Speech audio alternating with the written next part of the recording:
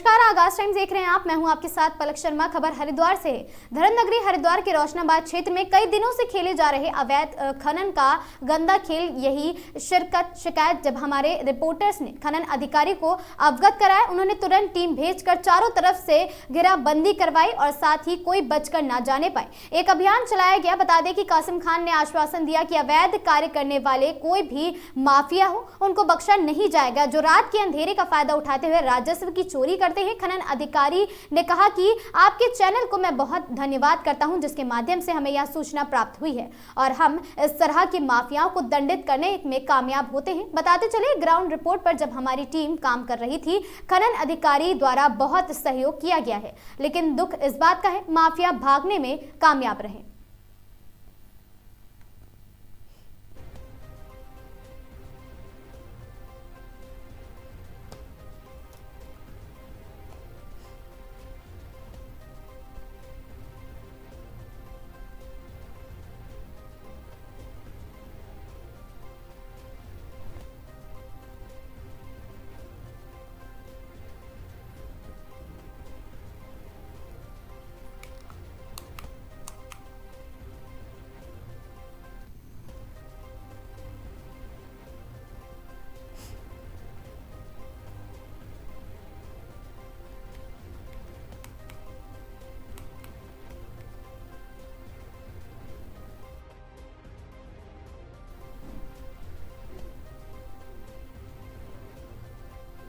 खबर उत्तराखंड प्रदेश के जनपद ऊधम सिंह नगर के जसपुर नगर से है, जहां नगर की अनाज मंडी समिति कार्यालय के सभागार कक्ष में पहुंचे भारतीय किसान यूनियन के पदाधिकारियों एवं क्षेत्र भर के किसानों ने संयुक्त रूप से मिलकर बीती 6 जनवरी 2025 को किसानों की धान टोल संबंधी समस्याओं को लेकर एक बैठक की, जिसमें किसानों ने पूर्व से चली आ रही धान संबंधी समस्याओं के निराकरण पर गहनता से विचार विमर्श किया तथा उसके पश्चात अगले दिन आज पुनः भारतीय किसान यूनियन के पदाधिकारियों एवं क्षेत्र भर से पहुंचे किसान अपनी समस्याओं को लेकर काशीपुर उप जिलाधिकारी अभय प्रताप सिंह से मिले और किसानों की ऑफलाइन की गई धान टोल को पोर्टल पर न चढ़ाने, कच्ची आढ़त पर की गई टोल का राइस मिलरों द्वारा अब तक कुल 25% ही भुगतान करने जैसी अनेक समस्याओं से अवगत कराया और साथ ही बाजपुर में बने फॉर्मूले के तहत किसानों की समस्याओं को हल कराने की मांग भी की है। तो वहीं काशीपुर उप जिलाधिकारी अभय प्रताप सिंह द्वारा किसानों की चली आ रही धान टोल संबंधी समस्याओं को हल कराने का आश्वासन दिया गया है।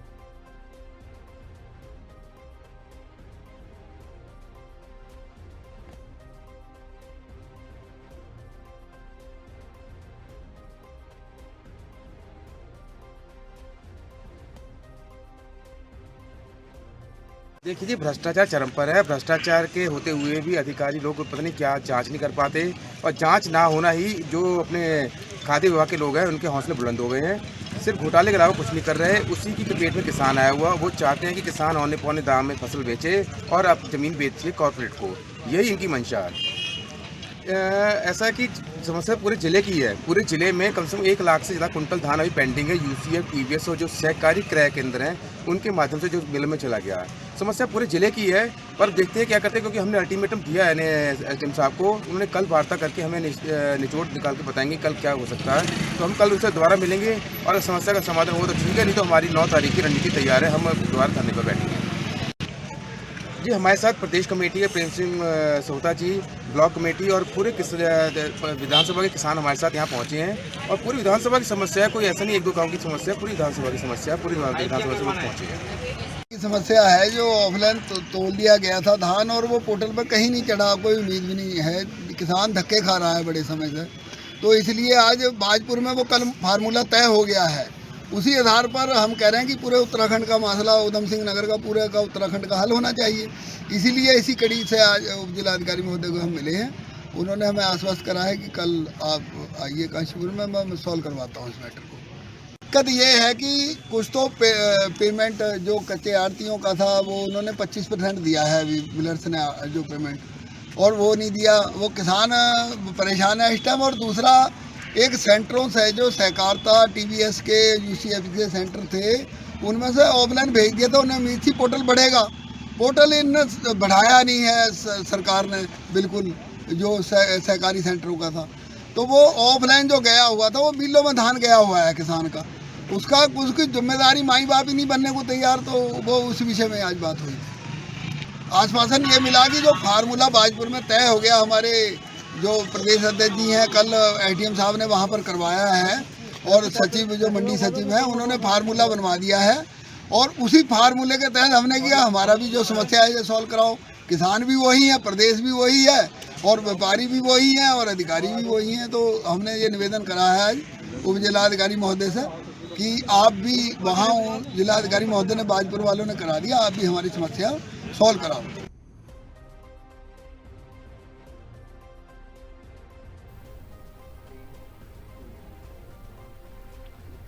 ECCE एजुकेटर भर्ती को लेकर गंभीर आरोप सामने आए हैं। भर्ती प्रक्रिया में पक्षपात और नियमों के उल्लंघन का आरोप लगाया गया है। शासन आदेश के अनुसार मेरिट सूची न बनाने की शिकायत भी की गई है। करीब 3000 आवेदनों में से केवल 525 अभ्यर्थी को बुलाया गया है। निजी कंपनियों और विभागीय अधिकारियों की मिलीभगत का आरोप लगा है, और साथ ही भर्ती रद्द कर जांच और दोषियों पर कार्रवाई की मांग भी की गई है।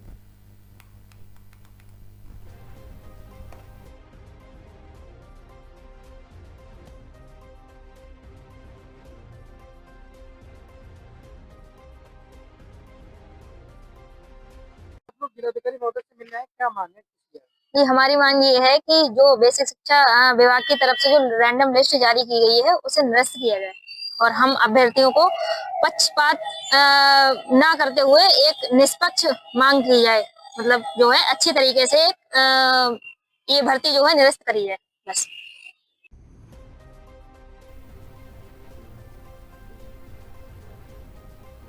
खबर संभल से है, जहां संभल पुलिस को मिली है बड़ी सफलता। साइबर अपराधियों के विरुद्ध चलाए जा रहे अभियान को लेकर यह सफलता मिली है। साइबर ठगी करने वाले 5 अभियुक्तों को पुलिस ने गिरफ्तार किया है, और साथ ही अभियुक्त गणों से 4 मोबाइल भी बरामद किए हैं पुलिस ने। और साथ ही भोले भाले लोगों को बनाते थे अपना शिकार। 576 अपराधी परिचित बनकर गंभीर प्रस्तुति बढ़कर रुपए डलवाते थे, यहाँ तक कि धोखे से फोटो खींचकर और उन्हें अश्लील बनाकर ब्लैकमेल भी करते थे। भोले भाले लोगों के खातों से 16 लाख रुपए निकाल चुके हैं ये लोग।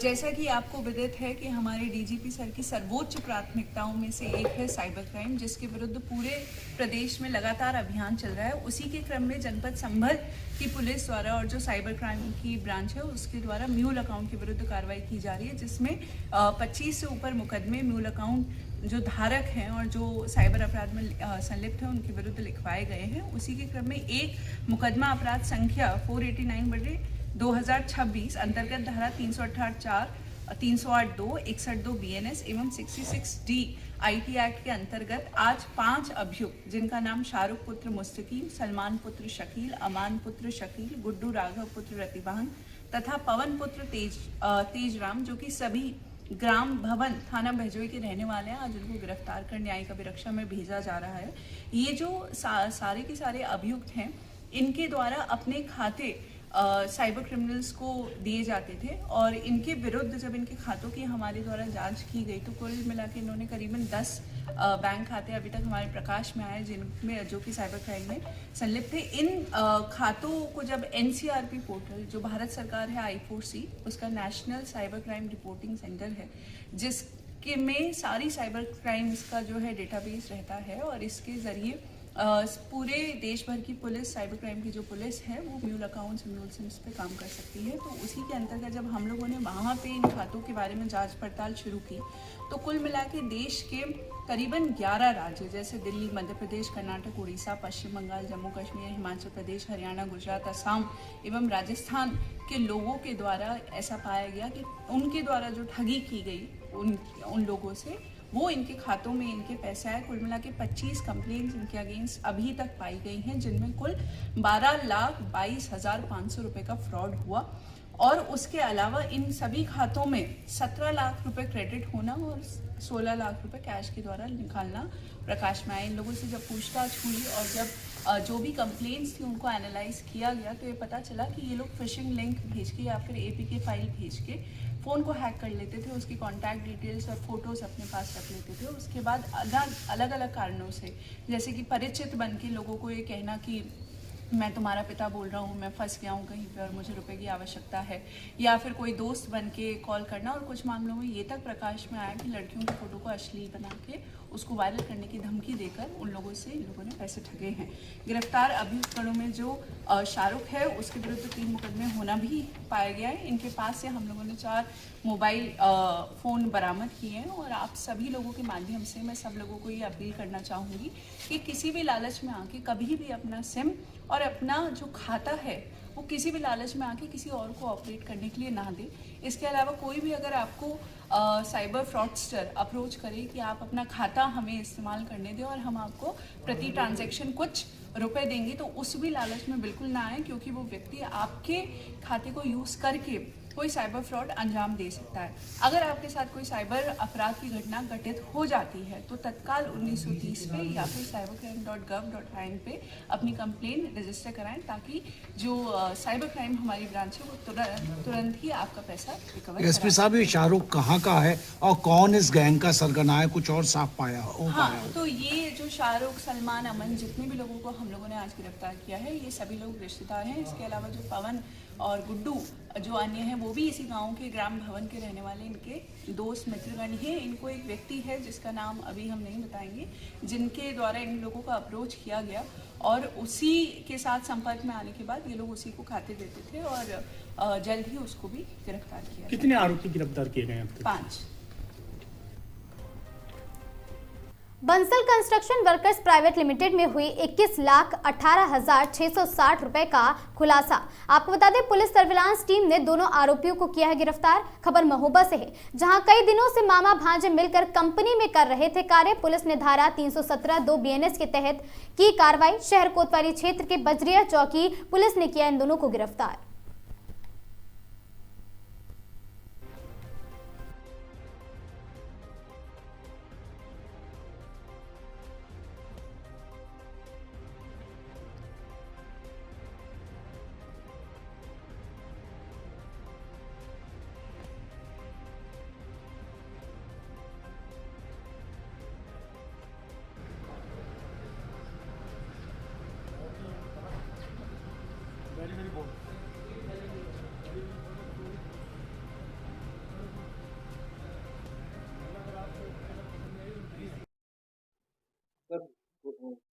पुलिस को बड़ी सफलता हासिल रही कि पूरा घटना करना है।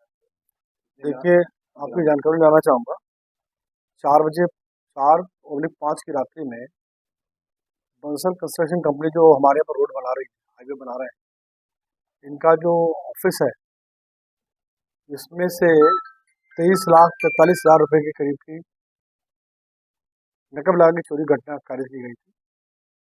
और ये सेंसेशनल वारदात इस सेंस में थी कि रोड साइड होने के नाते भी और शासन की प्राथमिकता के अनुक्रम में रोड कंस्ट्रक्शन करने वाली कंपनी के ऑफिस में इस तरह की वारदात हो जाना सनसनीखेज था। इस पर एडिशनल एसपी और सर्कल ऑफिसर के नेतृत्व में टीम गठन किया गया, जिसमें सर्विलेंस की टीम भी थी और इंस्पेक्टर कोतवाली भी थे। इन लोगों ने अथक प्रयास किया, जिसमें सबसे पहले दयाशंकर रखवार, जो कि प्लम्बर के रूप में और पेंट्री बॉय के रूप में काम करता था, इसमें उसकी गिरफ्तारी की गई। जानकारी में आया कि उसके द्वारा ये पैसा जो है, चूँकि उसको जानकारी थी किस जगह रखा जाता है, तो कटर से काट करके उसने पैसा निकाला था। इसमें कुछ अर्धजले नोट भी वहाँ पे मिले थे और इसके कब्जे से 10 लाख से ज़्यादा रुपए की बरामदगी इसके पास से हुई। इसके साथ में दूसरा जो इसका रिश्ते में मामा लगता है, रामेलन, बाकी रकम की बरामदगी उसके पास से हुई है। इस प्रकार कुल मिलाकर के 21,18,660 रुपये की बरामदगी की गई है। हमें बताया गया था कि लगभग 23,43,000 रुपये जो है टोटल वहाँ पर थे। अभी उसको पुनः गिनवाया जा रहा है बहुत सारे नोट ऐसे हैं जो अधजले मिले हैं वहाँ पर। तो इस प्रकार से 100% बरामदगी कर ली गई है। तो सबसे उल्लेखनीय बात यह है कि वारदात करने के बाद ये बदमाश जो है पैसे के साथ में भागने की तैयारी कर रहे थे और उसी दरमियान वजीरा चौक के पीछे से इनकी गिरफ्तारी की गई है। और इससे भी इम्पोर्टेंट बात यह है कि ये किसी पैसे को डिस्पोज ऑफ नहीं कर पाए। तो सारा पैसा इनके पास से बरामद हुआ है और एज इट इज जो हमने आपके सामने पेश किया है वो वही पैसा जो इनके पास से बरामद है। उनका कोई आपराधिक इतिहास है? अभी देखिए इनका कोई आपराधिक इतिहास पता नहीं चला है। ये भी मैं आपके चैनल्स के माध्यम से बताना चाहूँगा कि आप अपने यहाँ पे कोई एम्प्लॉय रखते हैं तो उसको ध्यान रखें कि उसका पुलिस वेरिफिकेशन पूरा हो जाए और ये भी ध्यान रखें कि उसके वेयर अबाउट्स क्या हैं, क्योंकि ये दोनों की दोनों इनमें से एक जो है लवकुश नगर का रहने वाला है और दूसरा जो है हमारे कोतवाली नगर का रहने वाला है। तो इसके इनमें से एक इंटरस्टेट मतलब अदर स्टेट में रहने वाला है और एक हमारे स्टेट में रहने वाला है। तो इस प्रकार से इनके वेयर अबाउट्स पता करना बहुत ज़रूरी है। इसको भी अपने आप में डिप्लॉय कर रहे हैं, यहाँ पे लगा रहे हैं, काम पे रख रहे हैं। ये भी बहुत जरूरी है जानना कि उसके उसके चरित्र कैसा है, उसके बारे में ये भी जानना जरूरी है कि यदि भी उसने कोई आपराधिक वारदात कारित नहीं करी है तथापि ये जानना बहुत जरूरी है कि इसकी मंशा क्या रह सकती है। तो इन चीज़ों का ध्यान रखा जाना चाहिए। ये वारदात में वर्कआउट करने में सबसे महत्वपूर्ण बात ये रही कि ये पता लगाया गया कि यहाँ पर ऐसा कौन व्यक्ति है जो गायब हो गया है। ये जयशंकर वो व्यक्ति जो वहाँ से गायब हो गया था और इसकी गिरफ्तारी के और इसके मामा की गिरफ्तारी से केस वर्कआउट हो गया।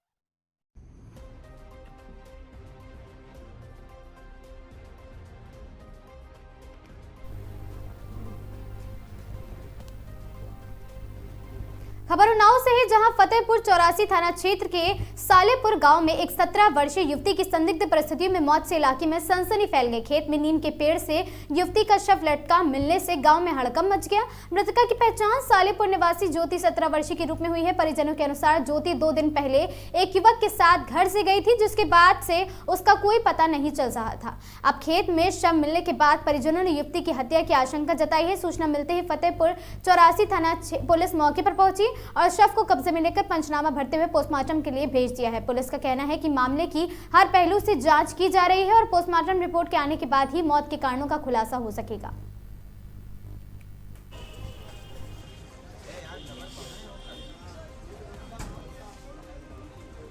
क्या नाम है आपका? गुलाब शंकर साहब। गुलाब जी, ये कौन सी मृतक आपकी? ये हमारी बेटी थी। ये कब से लापता थी, कैसे इनका क्या अच्छा मिला? ये 3 दिन से लापता थी और हम बाहर थे। जब हमको पता चला, जब हम सुबह आए तो हमको वहाँ उसके साथ रेप किया है, उसको मार के टांग दिया है लिमी में। ये कब पता चला आपको? हमको शाम को पता चला था, कल वो मिल नहीं रही है। जब घर वाले फिर बात बताए तो शाम को बैठा, हम सुबह पहुँचे तो हमको वहाँ मरी मिली। जब गाँव पहुँचे, कहाँ पे मिला था?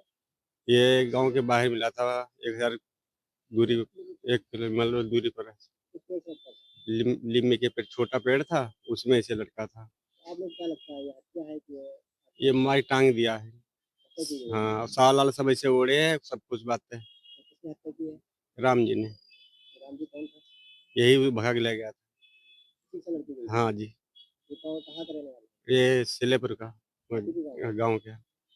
इससे पहले कोई सूचना मिली थी आप लोग को? जो लड़की नहीं, का पहले कोई नहीं मिली थी। बाद जब हमको यही मतलब पहले कोई नहीं मिली थी।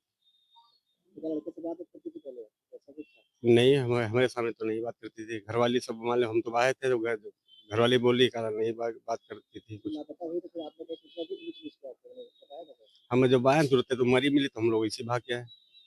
तो 3 दिन पहले जब गई थी तो कहीं आपने तो पहले घर वाले कहाँ और ढूंढ पाए। तो वो इधर फिर बाद में जब मिली नहीं तो हमको बताया शाम को, तो हम शाम तुरंत बैठ लिया तो हम सुबह पहुंचे। पुलिस द्वारा क्या कार्रवाई की जा रही है? अब कुछ नहीं हुआ है, ऐसा पकड़ लिया गया? लड़का पकड़ कर लिया। क्या कार्रवाई चाहते हैं आप आगे? अब आगे हम यही चाहते हैं, इसको दंड मिला, हर चीज तुम्हारी हम लिखाएंगे। क्या बच्चे थे आपके? 4 बच्चे थे, 1 लड़का था, 3 बेटी थी, ये बड़ी थी। ये लड़की कितनी उम्र की? इसकी होगी 17 साल। कौन से नंबर की थी? हाँ जी, बड़ी थी? सबसे बड़ी थी।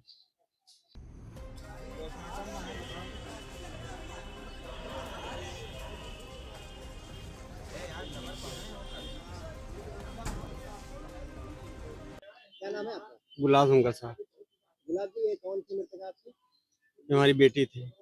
ये कब से लापता थी, कैसे इनका क्या अच्छा मिला? ये 3 दिन से लापता थी और हम बाहर थे। जब हमको पता चला, जब हम सुबह आए तो हमको वहाँ उसके साथ रेप किया है, उसको मार के टांग दिया है लिमी में। ये कब पता चला आपको?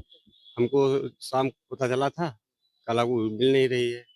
जब घर वाले फिर बात बताए तो शाम को बैठा, हम सुबह पहुँचे तो हमको वहाँ मरी मिली। जब गाँव पहुँचे, कहाँ पे मिला था सर? ये गांव के बाहर मिला था, 1000 दूरी, 1 किलोमीटर दूरी पर है। कितने से था? लिम्मी के पेड़, छोटा पेड़ था, उसमें से लड़का था। आप लोग क्या लगता है ये हत्या है कि ये मारी टांग दिया है। हत्या की गई है? हाँ, साल वाल सब ऐसे ओढ़े है, सब कुछ बातें। किसने हत्या की है? राम जी ने, राम जी कौन था? यही भाग ले गया था। किस से लड़की गई? हाँ जी, ये कहाँ का रहने वाला? ये सिलेपुर का किसी भी गाँव? गांव के। इससे पहले कोई सूचना मिली थी आप लोग को कोई लड़की नहीं, पहले कोई नहीं मिली थी, बाद जो है हमको यही, मतलब पहले कोई नहीं मिली थी। क्या लड़के से बात करती थी पहले, ऐसा कुछ था? नहीं, हमारे सामने तो नहीं बात करती थी। घरवाली सब, मान लो हम तो बाहर थे तो घरवाली बोली कारण नहीं बात करती थी कुछ। लापता हुई तो फिर आप लोग को सूचना दी थी पुलिस को, आपको बताया था सर? हम जब आए तुरंत तो मरी मिली तो हम लोग इसी भाग के आए। तो 3 दिन पहले जब देखी तो कहीं आप लोग तो पहले घर वाले कहाँ और ढूंढ पाए, तो इधर जो फिर बाद में जब मिली नहीं तो हमको बताया शाम को, तो हम शाम तुरंत बैठ गया तो हम सुबह पहुंचे। पुलिस द्वारा क्या कार्रवाई की जा रही है? अब कुछ नहीं हुआ है, ऐसा पकड़ लिया गया? लड़का पकड़ कर लेगा। क्या कार्रवाई चाहते हैं आप आगे? अब आगे हम यही चाहते हैं, इसको दंड मिला, हर चीज तुम्हारी हम दिखाएंगे। क्या बच्चे थे आपके? 4 बच्चे थे, 1 लड़का था, 3 बेटी थी, ये बड़ी थी। ये लड़की कितनी उम्र की? इसकी होगी 17 साल। कौन से नंबर की थी सब भाई बहनों में? हाँ जी, बड़ी थी, छोटी थी? सबसे बड़ी थी। खबर हरदोई से है, जहां महिला उत्पीड़न संबंधी वादों का त्वरित निस्तारण सुनिश्चित करे। अध्यक्ष ने कहा सरकारी अस्पतालों की रात्रि में भी गेट बंद नहीं किए जाएंगे। डॉक्टर बबीता सिंह चौहान ने कहा विभागीय योजनाओं में महिलाओं की अधिक से अधिक भागीदारी सुनिश्चित की जाए। अध्यक्ष ने कहा, और साथ ही अध्यक्ष उत्तर प्रदेश राज्य महिला आयोग डॉक्टर बबीता सिंह चौहान की अध्यक्षता में स्वामी विवेकानंद सभागार कलेक्ट्रेट में महिला कल्याण, बाल विकास एवं पुष्टाहार, समाज कल्याण, स्वास्थ्य, बेसिक शिक्षा, माध्यमिक शिक्षा, परिक्षर और साथ ही पिछड़ा वर्ग कल्याण, दिव्यांग जन सशक्तिकरण, अल्पसंख्यक कल्याण, उद्योग, राष्ट्रीय आजीविका मिशन, पंचायती राज, कौशल विकास, परिवहन, मातृ शिशु एवं परिवार कल्याण विभाग में महिलाओं से संबंधित संचालित विभिन्न योजनाओं की समीक्षा तथा जनपद में महिलाओं की उत्पीड़न से संबंधित प्रकरणों की अपर पुलिस अधीक्षक, सीओ सिटी अथवा महिला थाना अध्यक्ष के साथ समीक्षा बैठक आयोजित की गई। पुलिस विभाग की समीक्षा करते हुए अध्यक्ष ने कहा कि बालिकाओं व महिलाओं से छेड़छाड़, मारपीट व दुष्कर्म जैसे जघन्य अपराधों में संलिप्त आरोपियों के विरुद्ध कठोर कार्रवाई की जाए। और उन्होंने मिशन शक्ति के अंतर्गत ग्राम पंचायत और साथ ही ब्लॉक एवं नगरीय निकाय स्तर पर जागरूकता कार्यक्रम एवं नुक्कड़ नाटकों के माध्यम से महिलाओं एवं बालिकाओं को सुरक्षा संबंधी जानकारी उपलब्ध कराने के निर्देश भी दिए हैं। साथ ही उन्होंने आयुष्मान कार्ड की प्रगति की जानकारी लेते हुए निर्देश दिए हैं कि अधिक से अधिक पात्र लोगों को आयुष्मान कार्ड योजना का लाभ दिलाया जाए। शिक्षा विभाग की समीक्षा करते हुए अध्यक्ष ने निर्देश दिए कि समस्त विद्यालयों में शेष अभियान चलाकर बच्चों का स्वास्थ्य परीक्षण कराया जाए तथा उन्हें गुणवत्ता परक शिक्षा के साथ साथ खेल कूद, गीत संगीत एवं अन्य प्रतियोगिताओं के माध्यम से निपुण बनाया जाए।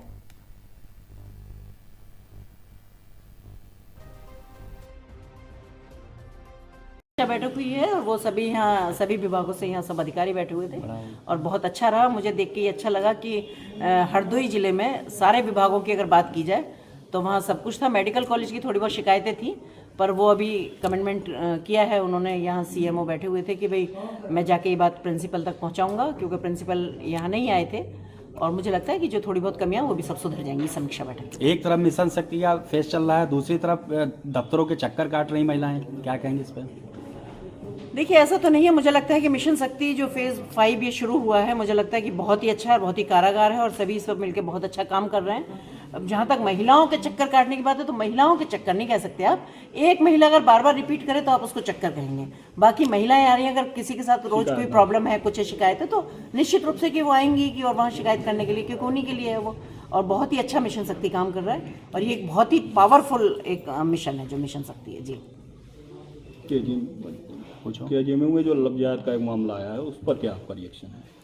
देखिए बिल्कुल, केजीएम में जो मैं गई थी वहाँ मैं उनकी वीसी से भी मेरी बात हुई थी वहाँ, तो उसको अभी हम लव जिहाद तो उसको नहीं कह सकते हैं क्योंकि वहाँ उनकी जो विशाखा कमेटी है वो भी जांच कर रही है, पुलिस में भी वो जांच चल रही है, वहाँ सारा इन्वेस्टिगेशन हो रहा है। पर मेरा मानना यह है कि अगर लव जिहाद है भी वो वहाँ या कुछ और लोग हैं तो वो उसमें बहुत जल्दी पकड़े भी जाएंगे और सब कार्रवाई भी होगी। और अभी तो हमारा भी एक ये है कि हम ये देखें कि उसमें कुछ और लोग इन्वॉल्व तो नहीं है, या क्योंकि वो इतनी बड़ी यूनिवर्सिटी है, इतना बड़ा कॉलेज है, वहाँ सब तरह के लोग आते हैं, सब उससे आते हैं।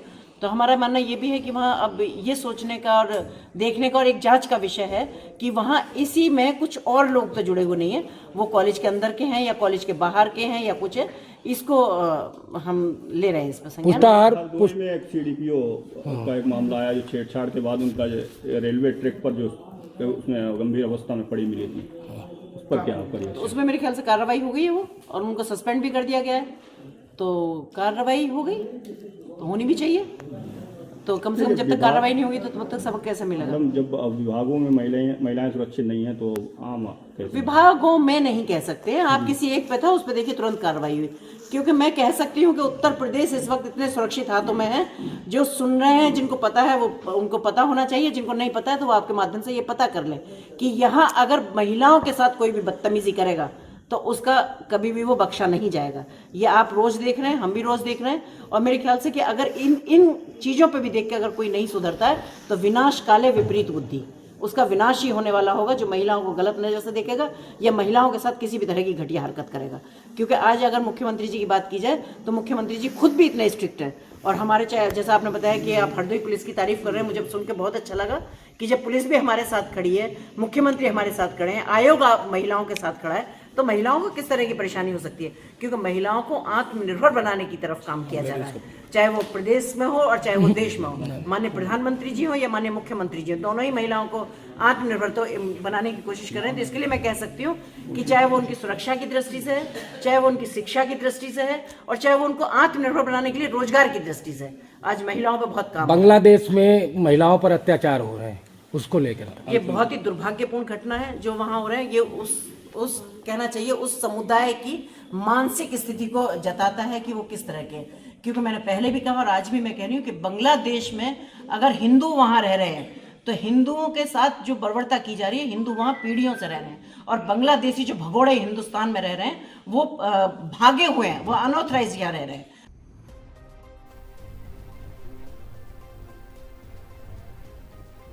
शाहजहांपुर से बड़ी खबर है। पंचायत मतदाता सूची में कथित गड़बड़ियों को लेकर दर्जनों ग्रामीण कलेक्ट्रेट पहुंचे हैं। ग्रामीणों ने अतिरिक्त मजिस्ट्रेट और अपूर्वी सिंह को मांग पत्र सौंपकर निष्पक्ष जांच और दोषियों पर कार्रवाई की मांग की है। यह तस्वीरें शाहजहांपुर कलेक्ट्रेट की है, जहां ग्राम पंचायत उनकलो और साथ ही विकासखंड निगोही तहसील तिलहर के दर्जनों ग्रामीण एकत्रित हुए हैं और ग्रामीणों का आरोप है कि पंचायत मतदाता सूची में नियुक्त BLO ने बड़े पैमाने पर हेराफेरी की है। ग्रामीणों का कहना है कि कम आयु, बाहरी और अपात्र लोगों के नाम मतदाता सूची में जोड़ दिए हैं, जबकि बड़ी संख्या में पात्र मतदाताओं के नाम गलत तरीके से काट दिए गए हैं। कुछ मतदाताओं के नाम दोहरी प्रविष्टि के रूप में दर्ज होने की भी शिकायत सामने आई है। ग्रामीणों ने बताया, हम लोगों के वोट गलत तरीके से काट दिए गए हैं और बाहरी लोगों के नाम वोटर लिस्ट में जोड़ दिए गए हैं, और साथ ही कई बार शिकायत की लेकिन कोई कार्रवाई नहीं हुई है। ग्रामीणों ने आरोप लगाया कि BLO एक प्रधान पद प्रत्याशी का रिश्तेदार है, इसी वजह से निष्पक्षता नहीं बरती जा रही है और साथ ही अपने पक्ष के लोगों को फायदा पहुंचाने के लिए मतदाता सूची में मनमानी की गई है।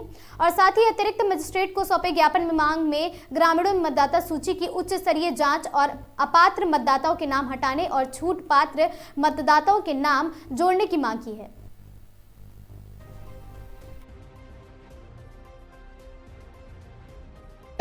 जो है ग्राम पंचायत का जो चुनाव होने वाला उसको लेकर है। हमारे यहाँ जो हिंदू भाई हैं लगभग 70 से 75 बूथ जो मौजूदा टाइम में जो हैं गांव के निवासी हैं, गांव में ही रहते हैं, उनको कुछ लोगों को मृतक घोषित कर दिया गया है। कुछ को जो है किस कारण से काटा गया है वो मुझे नॉलेज नहीं है, लेकिन 70 से 75 वोट हिंदू भाइयों के काटे गए हैं जी।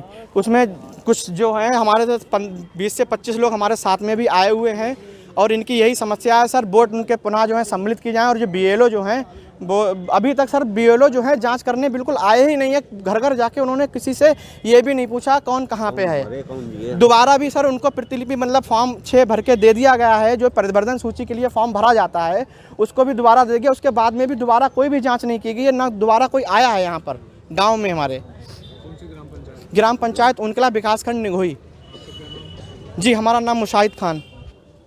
कितने लोग हैं जिनके वोट काटे? जी, लगभग 70 से 75 वोट हिंदू भाई हैं और बाकी तो अब और भी हैं जो आए नहीं हैं। बीएलओ का क्या नाम? बीएलओ का नाम एक जो है 1 से 6 वार्ड जो है हमारा उसमें फुरकान अली हैं और 7 से 15 वार्ड जो है उसमें गुलिस्तां परवीन है। वोट काटने का कोई अहम कारण? वोट काटने का सर अहम कारण यही है जो मतलब कि जो सामने वाले जो प्रत्याशी हैं उनके जो हैं निजी आदमी हैं वो। सर गुलिस्तां परवीन जो है उनकी भतीजी लगती हैं और एक जो हैं उनके ही परिवार में हैं फुरकान सिद्दीकी, वो उनके परिवार में ही हैं। पूरी बात बताइए आप। सर हमारे ग्राम मूल कला लगता है, बिलाट में वही लगता है, तो उसमें हमारे जो मुस्लिमपुरा गांव है, हाँ ठीक है, मुस्लिमपुरा गांव है सर, हमारे हिंदू भाई जितने लोग हैं तो घूम घूम मिली मृतक दिखा दिया है। करीब 80-75 वोट काट डाले हैं दूल्हे ने।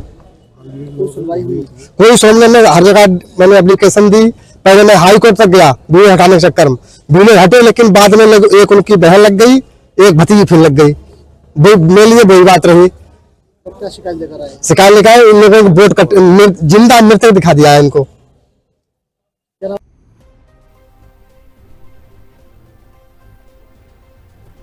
खबर शाहजहांपुर से है, जहां पुलिस का मादक पदार्थों के खिलाफ अभियान लगातार जारी है। कटरा पुलिस ने बड़ी कार्रवाई करते हुए करीब 10 लाख रुपए की स्मैक बरामद की है और 2 स्मैक तस्करों को गिरफ्तार किया है। कटरा पुलिस को मुखबिर से सूचना मिली थी कि 2 युवक मोटरसाइकिल से स्मैक की सप्लाई के लिए आ रहे हैं। सूचना के आधार पर पुलिस ने हुलसा नगला पुल के सर्विस रोड पर घेराबंदी की और 2 लोगों को पकड़ लिया है। तलाशी के दौरान उनके पास से 58 ग्राम स्मैक पाउडर बरामद हुआ है, जिसकी अंतर्राष्ट्रीय बाजार में कीमत लगभग 10 लाख रुपए बताई जा रही। पूछताछ में सामने आया है कि आरोपी सस्ते दामों पर स्मैक खरीदकर स्थानीय ढाबों और होटलों में सप्लाई करते थे। पुलिस को पूछताछ में कई अन्य नाम भी मिले हैं जिन पर आगे कार्रवाई की जा सकती है। फिलहाल दोनों अभियुक्तों को जेल भेज दिया गया है और पुलिस पूरे नेटवर्क की जांच में जुटी हुई है।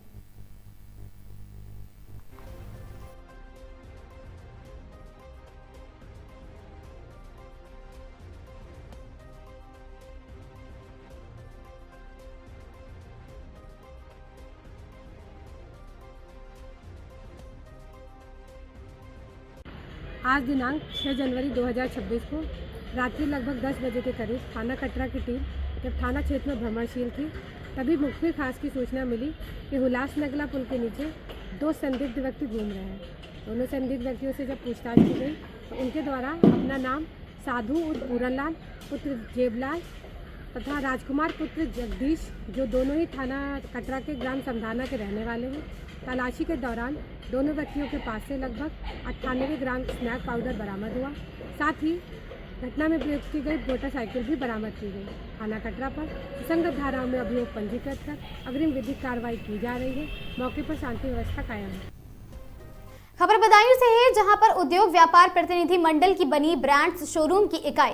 ब्रांड शोरूम के प्रतिनिधियों ने जताई संगठन में आस्था और साथ ही संबंधित विभागों से कराया जाएगा समस्याओं का निदान। जिलाध्यक्ष खुले नालों को लेकर नगरपालिका के खिलाफ किया विरोध प्रदर्शन। बदायूं उद्योग व्यापार प्रतिनिधि मंडल के तत्वाधान में व्यापारियों की एक बैठक हाउस ऑफ यूनाइटेड शोरूम पर हुई। बैठक में जनपद के ब्रांड्स शोरूम के प्रतिनिधियों को एक मंच पर लाने के लिए इकाई का गठन किया गया। साथ ही उनसे जुड़ी समस्याओं पर चर्चा कर इंदिरा चौक पर खुले नालों से आए दिन दुर्घटना से व्यापारियों ने नगरपालिका को आक्रोश व्यक्त करते हुए नारे लगाकर विरोध जताकर शीघ्र ही नाले के निर्माण की मांग की है। अध्यक्षता प्रदीप गुप्ता ने की, संचालन अफान राजपूत ने किया और साथ ही जिलाध्यक्ष नवनीत गुप्ता शोंटू ने बताया कि आज जनपद के तमाम ब्रांड्स शोरूम के प्रतिनिधि एक मंच पर लाने की कवायद की गई है, जिसको लेकर पुलिस लाइन से लेकर दातागंज तिराहे तक की ब्रांड शोरूम के प्रतिनिधियों ने एक मंच पर आकर संगठित होकर एकता का परिचय दिया है। प्रदेश मंत्री पवन जैन ने कहा कि ऑनलाइन शॉपिंग से ब्रांड शोरूम मंदी के दौर से गुजर रहे हैं, इस पर तत्काल रूप से रोक लगाई जाए। और साथ ही कुटुंब शोरूम के प्रतिनिधि आनंद ने कहा कि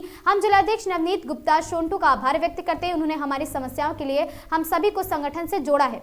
हाउस ऑफ यूनाइटेड शोरूम के प्रतिनिधि प्रतिभा गुप्ता ने कहा भमा शाह चौक से दातागंज तिराहे तक पथ प्रकाश की व्यवस्था नहीं होने पर काफी दिक्कतों का सामना करना पड़ता है। और साथ ही इन्फिनिटी शोरूम के प्रतिनिधि वीरेंद्र शर्मा ने बताया कि संगठन से जुड़कर हमारी ताकत और भी बढ़ गई है। उक्त रोड पर पुलिस विभाग द्वारा रात्रि गश्त एवं ट्रैफिक व्यवस्था दुरुस्त की जाए, जिससे आए दिन जाम से निजात मिल सके।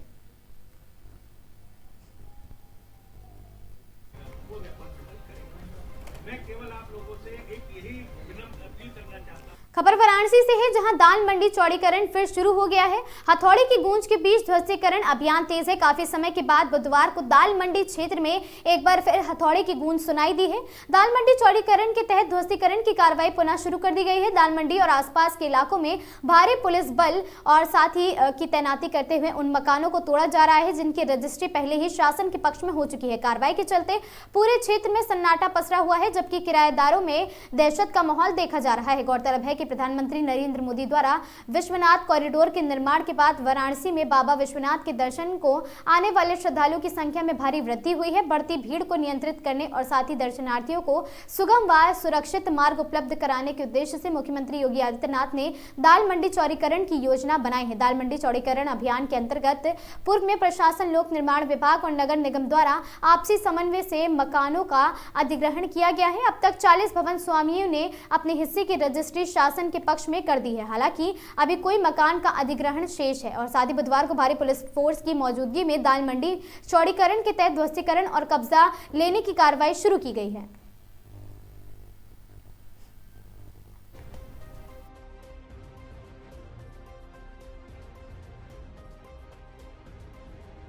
इनका वेरिफिकेशन सर, इसमें कितने धार्मिक लगातार काम चल रहा है? कितने धार्मिक छह मस्जिद है और 181 प्रॉपर्टी है। आज कितनी प्रॉपर्टी पर सर ध्वस्तीकरण की कार्रवाई होगी? 3 पर था, 1 स्वयं से टोटल है, 2 पे करेंगे। धार्मिक स्थल है, उन्हें शिफ्ट किया जाएगा? वो बाद में। अच्छा, ये आज जो टूट रहा सर, इसकी रजिस्ट्री हुई है तो यहाँ पर अरे खाली तो कर ही रहे हैं, जो भी टाइम लग रहा है अभी बस खाली कर रहे हैं। नहीं, कोई मुआवजा नहीं मिला हम लोगों को। कितने साल पुरानी दुकान है ये? लगभग 100 साल पुरानी दुकान है ये। हम दुकानदार हैं। मालिक को तो मिला होगा? मालिक को मिला है, तो हम लोगों को तो नहीं ना मिला। हम लोग किराएदारों को कोई मुआवजा नहीं मिला है। भैया कितने देर पहले आपको दुकानें हैं इस बिल्डिंग में? अभी करीब आधा घंटा हुआ है, अगर बोला 1 घंटा हुआ होगा। कितनी दुकानें हैं आपके साथ? 3 है। 3 है? हाँ। तो तीनों दुकान खाली हो गई, अब आप लोग अपना सामान लेके कहाँ जा रहे हैं? हम सामान तो निकाल कर अपने घर लेकर चले जाएंगे। तो क्या मुआवजे का कार्य किया गया? खाली कर दिए? नहीं, अभी हम इसमें सामान निकाल रहे हैं ना, अभी तो निकाल रहे हैं। कोई मुआवजा नहीं दिया है, बस खाली करने को बोला गया है। तो आप लोग क्या करना चाहते हैं? क्या करेंगे, हम खाली करके चले जाएंगे और क्या करेंगे, सामान निकालेंगे अपना। अच्छा, अपना नाम बताइए। खबर बहराइच से है, जहां मटेरा इलाके में भीषण सड़क हादसा हो गया। बस ने बाइक सवारों को कुचला है। सड़क हादसे में एक की मौत, एक घायल बताया जा रहा। मौके पर पहुंची भारी भरकम मटेरा पुलिस और साथ ही बस चालक बस को लेकर मौके से फरार हुआ है।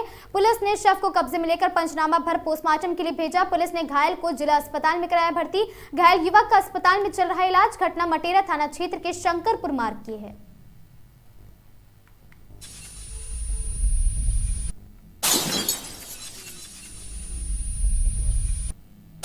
खबर कानपुर देहात से है, जहां अकबरपुर थाना परिसर में मिशन शक्ति केंद्र का भव्य उद्घाटन किया गया और साथ ही एडीजी कानपुर जोन ने मौके पर पहुंचकर केंद्र का उद्घाटन किया है। मिशन शक्ति के तहत तैनात महिला पुलिसकर्मियों को 17 स्कूटी वितरित की गई। कार्यक्रम में जिलाधिकारी, पुलिस अधीक्षक सहित कई वरिष्ठ अधिकारी मौजूद रहे। मिशन शक्ति केंद्र के माध्यम से महिलाओं की सुरक्षा व सशक्तिकरण को और मजबूती मिलेगी।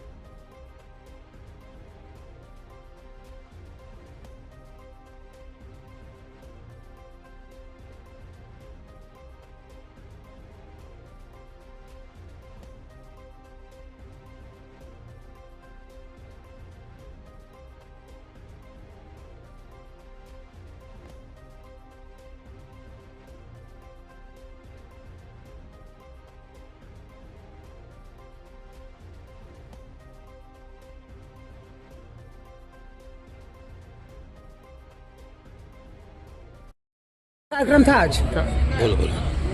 शासन की ये महत्वपूर्ण योजना है, जिसमें महिलाओं के स्वावलंबन, सुरक्षा और स्वाभिमान से निर्धारित जो केंद्र है, मिशन शक्ति केंद्र, आज उसका यहाँ पे उद्घाटन किया गया।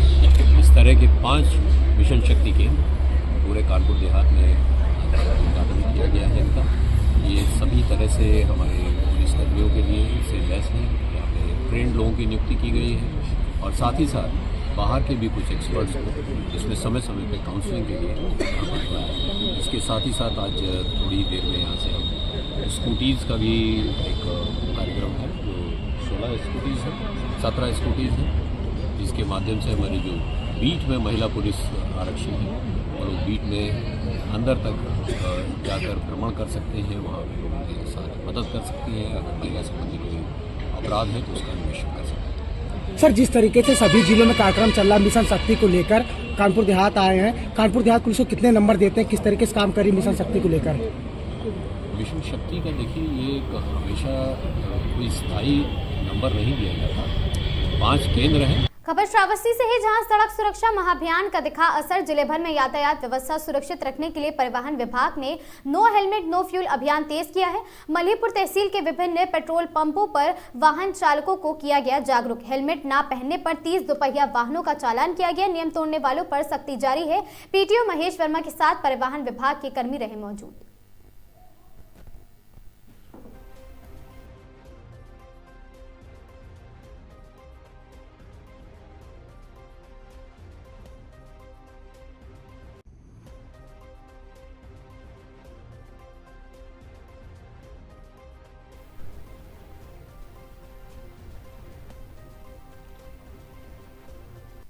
अगली खबर जौनपुर से है, जहां पर आपको बता दें शराब के नशे में हुई मारपीट। जौनपुर जिले के जफराबाद थाना क्षेत्र के माधवपट्टी गांव में शराब के नशे में 2 लोगों में मारपीट हो गई है। मारपीट की इस घटना में गुरुप्रसाद गंभीर रूप से घायल हो गए हैं। मारपीट की घटना की जानकारी मिलते ही परिजन भी मौके पर पहुंच गए और घायल गुरुप्रसाद को अस्पताल में भर्ती कराया गया, जहां इलाज के दौरान उनकी मौत हो गई। घटना की जानकारी मिलते ही SP city Ayush Shrivastava police बल के साथ मौके पर पहुंचकर स्थानीय निरीक्षण किया गया। पुलिस शव को कब्जे में लेकर पोस्टमार्टम के लिए भेज दिया और साथ ही आरोपी को हिरासत में ले लिया गया है।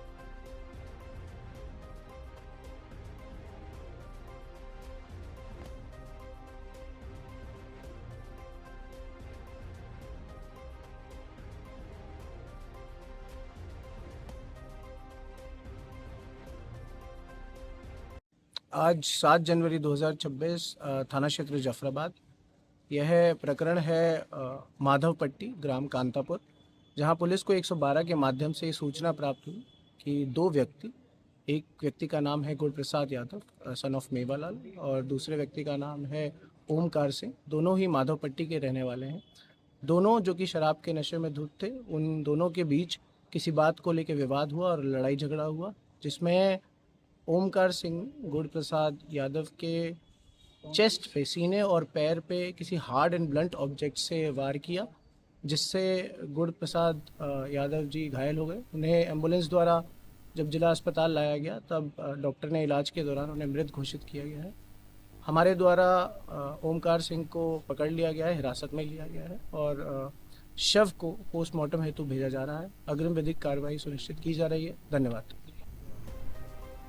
हरदोई जनपद में अवैध कब्जों के विरुद्ध प्रशासन ने सख्त कार्रवाई करते हुए एक बार फिर स्पष्ट संदेश दिए हैं कि सार्वजनिक और निजी भूमि पर कब्जा किसी भी सूरत में बर्दाश्त नहीं किया जाएगा। तहसील सवायजपुर क्षेत्र के दुयूसीपुर गांव मोड़ पर स्थित ग्राम प्रधान खसोरा की भूमि पर आदेश कुमार की निजी जमीन पर किए गए अवैध निर्माण को प्रशासन ने पुलिस बल की मौजूदगी में बुलडोजर चलाकर हटवा दिया है। प्राप्त जानकारी के अनुसार अनिल कुमार द्वारा उक्त भूमि पर अवैध रूप से कब्जा कर निर्माण कराया गया था। शिकायत मिलने के बाद राजस्व विभाग द्वारा द्वारा मौके की जानकारी कराई गई और साथ ही जिसमें यह स्पष्ट हुआ कि कब्जा न केवल ग्राम सभा की भूमि है पर बल्कि उसमें निजी व्यक्ति आदेश कुमार की जमीन भी शामिल है। बताया गया कि अनिल कुमार पुत्र राम बाबू राजपूत को इससे पूर्व तहसील सवाईजपुर से कई बार नोटिस जारी किए गए हैं, लेकिन इसके बावजूद कब्जा नहीं हटाया गया। कार्रवाई के दौरान राजस्व विभाग एवं पुलिस की संयुक्त टीम मौके पर मौजूद रही। इस संबंध में एसडीएम सवाईजपुर मयंक कुंडू ने बताया कि ग्राम सभा की भूमि अथवा किसी भी व्यक्ति की निजी संपत्ति पर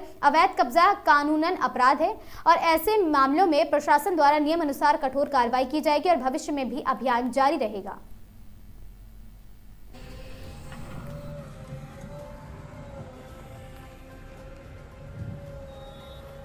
उनसे कह दो आशीष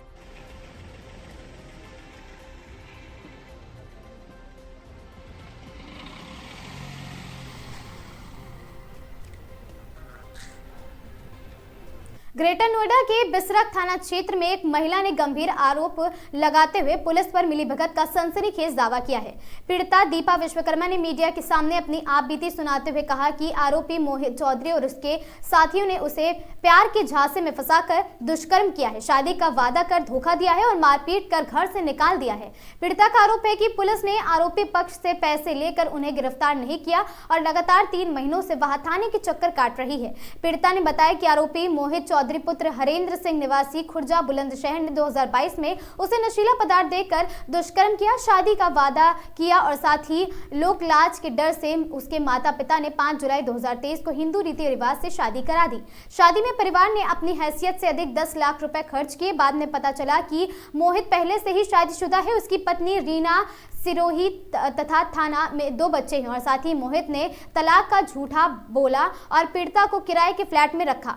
पीड़िता के अनुसार शादी के बाद वह गर्भवती हुई और 7 अप्रैल 2024 को एक बेटा नाम देव हुआ, लेकिन मोहित की पहली पत्नी रीना सिहोरी के आने के बाद मारपीट शुरू हो गई और मोहित, रीना, उसके बच्चे और वंदना मलिक जैसे मोहित की अपनी बहन बताता था ने मिलकर पीड़िता के साथ दुर्व्यवहार किया है, गाली गलौज की, मारपीट की और अवैध हथियार देशी कट्टा दिखाकर जान से मारने की धमकी तक दी है।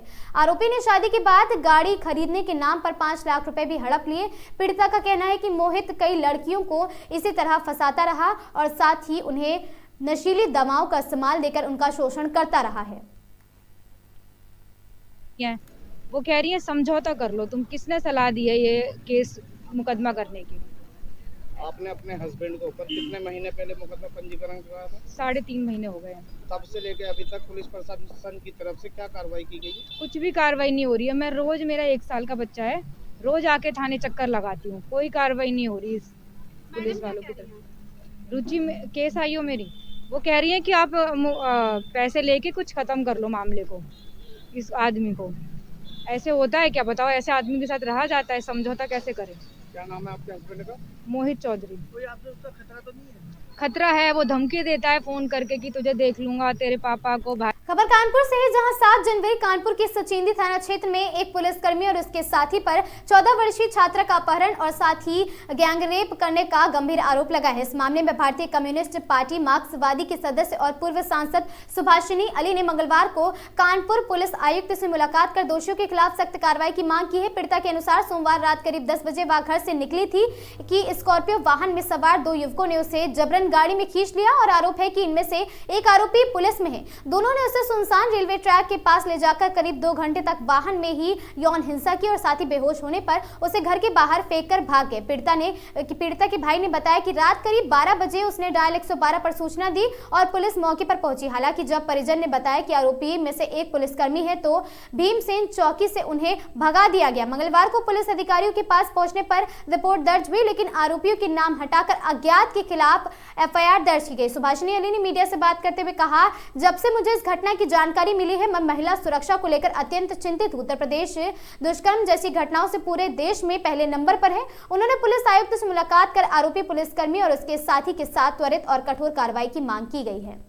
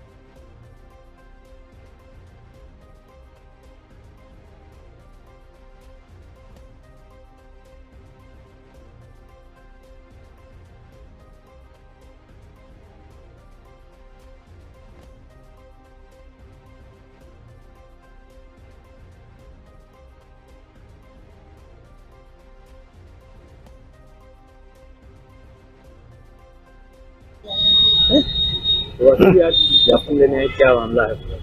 आज हम लोग पुलिस कमिश्नर से मिलने आए थे क्योंकि कानपुर शहर में एक बहुत ही दर्दनाक और बहुत ही ख़तरनाक घटना घटी है।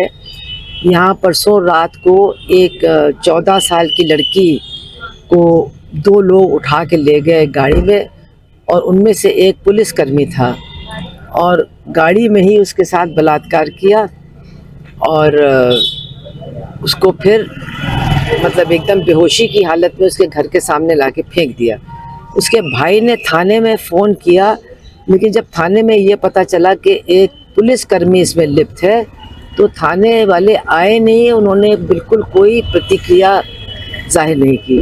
तो कल वो अधिकारियों से मिले और अधिकारियों के हस्तक्षेप से अब वो मामला दर्ज हुआ है। हम लोग पुलिस कमिश्नर से मिलने आए थे कि उस पुलिसकर्मी का नाम दर्ज हुआ है कि नहीं, एफआईआर में वो है कि नहीं, क्या आप कार्रवाई करने जा रहे हैं, और ये अगर एक बार इस तरह की घटनाएं घटने लगेंगी तो आखिर महिलाओं की सुरक्षा का इंतज़ाम कौन करेगा। तो उन्होंने हमें आश्वासन दिया है कि लड़की का बयान भी लिया जा रहा है, वो नाम खुलने पे ही, और वैसे उनको मालूम है कौन है, तो इसमें निश्चित रूप से कार्रवाई होगी, गिरफ्तारी होगी और सख्ती भी होगी। हम ये कहना चाहते हैं कि उत्तर प्रदेश 1 नंबर पर है बलात्कार की घटनाओं में, और बीजेपी की सरकारें हर तरफ चारों तरफ बलात्कारियों की मदद करती हैं। अब अगर पुलिस में भी ये मामला शुरू हो जाएगा तब तो उत्तर प्रदेश की हालत बिल्कुल बर्दाश्त के बाहर हो जाएगी।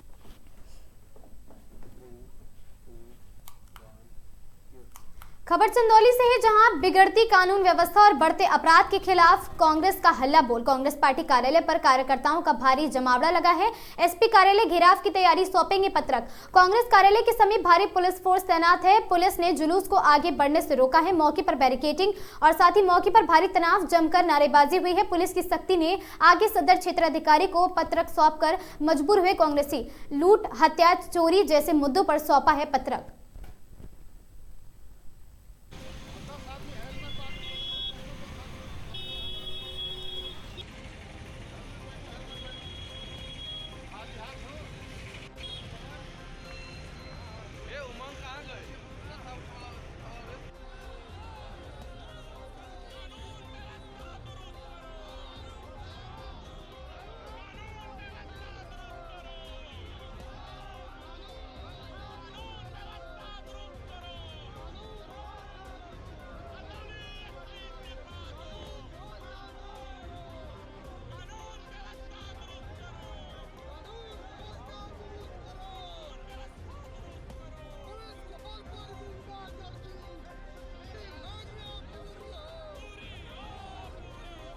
इस बात को लेकर के प्रदर्शन था और पुलिस ने आप लोगों को रोका है। देखिए, जनपद चंदौली के अंदर कुछ महीनों के भीतर ही जिस तरीके से 1 दर्जन से ज़्यादा जघन हत्या की घटनाएं हो गई, जिस तरीके से 2 सामूहिक बलात्कार हो गए, एक 6 साल की बिटिया का बलात्कार करके, सामूहिक बलात्कार करके उसकी हत्या कर दी गई, विक्षिप्त महिला का सामूहिक बलात्कार किया गया।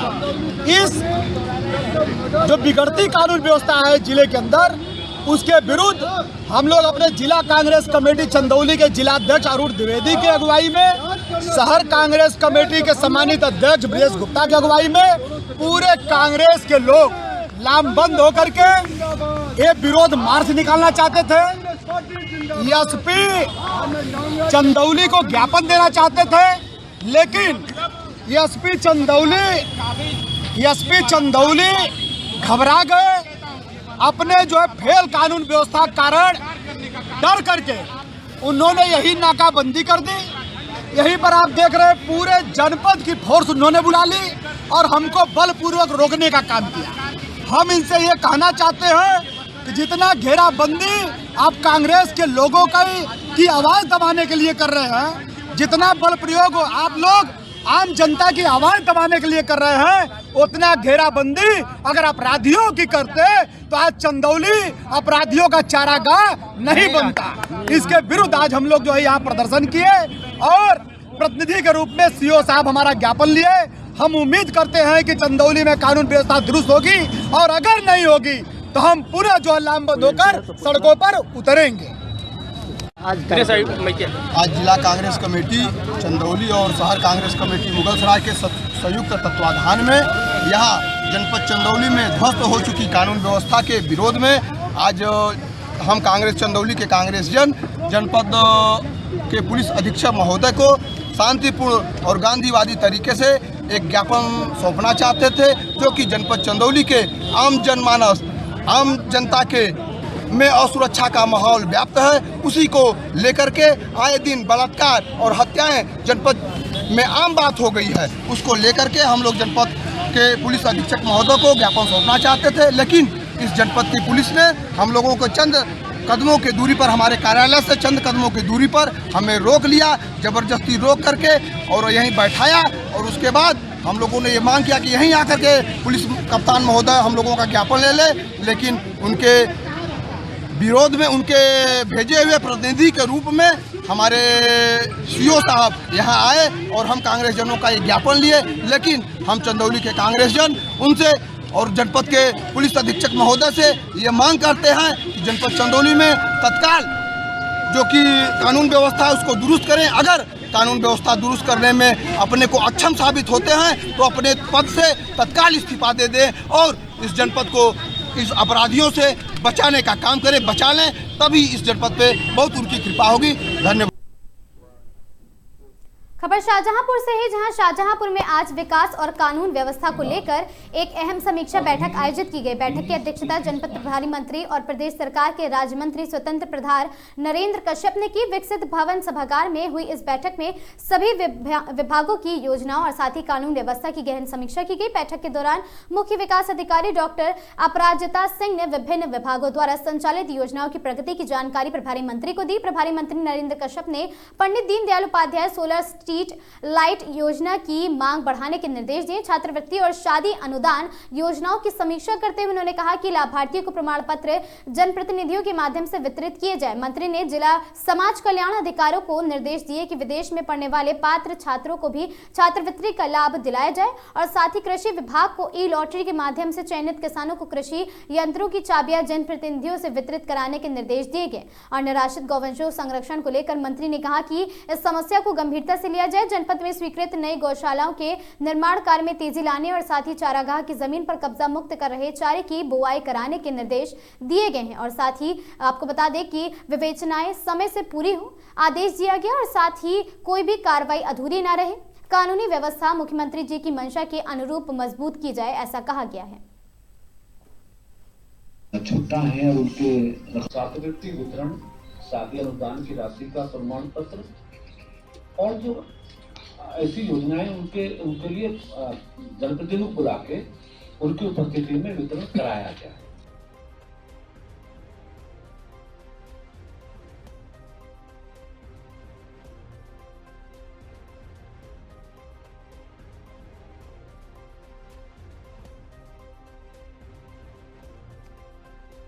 गौ संरक्षण के लिए हमारे माननीय विधायक गणों ने भी हम बैठे थे, बाद में उस पर चिंता जाहिर की और उस चिंता उनकी बहुत जायज थी, चूंकि अभी जो डेटा बताया गया चाहे अनऑफिशियली सही हो, लेकिन 50,000 के आसपास अगर गोवंश अभी भी छुट्टा है और उनके रखरखाव के लिए हमारे पास कोई साधन नहीं है, तो नेचुरल है कि उनका सड़कों पे आना और जनता के लिए कठिनाई होना स्वाभाविक है। 10 गौशाला के निर्माण प्रक्रिया को तेज करके गौशाला के निर्माण के कार्यों को तेज किया जाए और जिस क्षेत्र में वो बन रही हो वहां के विधायक जी या सांसद जी को सम्मिलित करते हुए उसका उद्घाटन, लोकार्पण की कार्रवाई को आगे बढ़ाया जाए। और उसके अलावा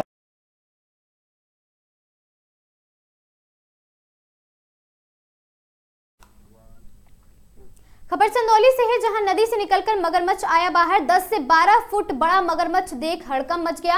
मगरमच्छ विचरण करता देख और साथ ही सहमे लोग। ग्रामीणों ने वन विभाग को दी सूचना। मौके पर पहुंचे डिप्टी रेंजर आनंद दुबे, बिछाया गया जाल। कड़ी मशक्कत के बाद कब्जे में आया मगरमच्छ। चंद्रप्रभा डैम छोड़ा गया मगरमच्छ।